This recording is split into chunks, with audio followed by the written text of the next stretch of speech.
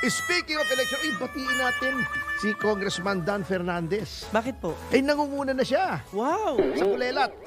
Sa, Grabe naman. eto, kasi nagkaroon ng isang survey sa Laguna kung saan may 4 na pangunahing kandidato sa pagkagobernador.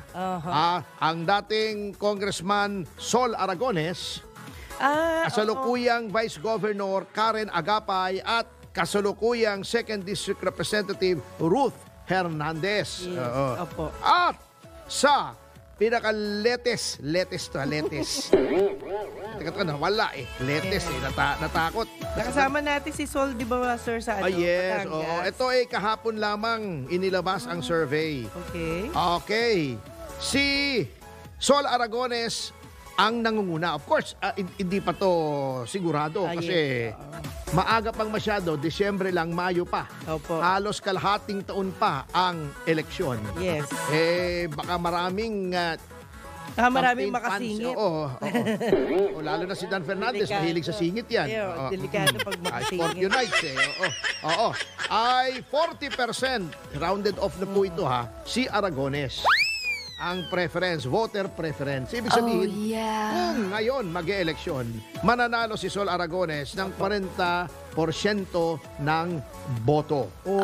Sumusunod naman si Vice Governor Agapay na may 27%. Opo.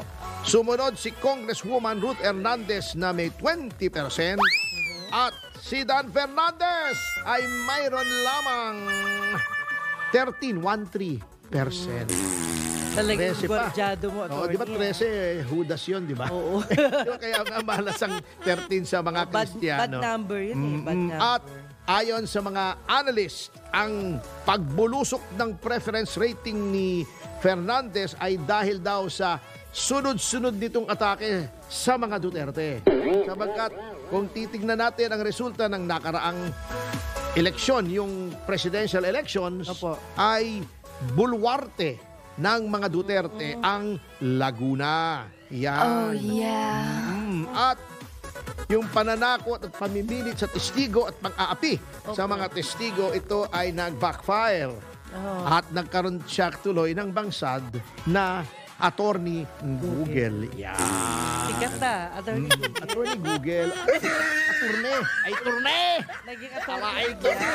Ay, yung problema, turne! Google nga Ala? Ang problema, si attorney Google siya, di ba? Opo. Google siya ng Google ng pondo ng bayan sa investigasyon na walang kapararakan. Ayun. Kaya yun, 13%.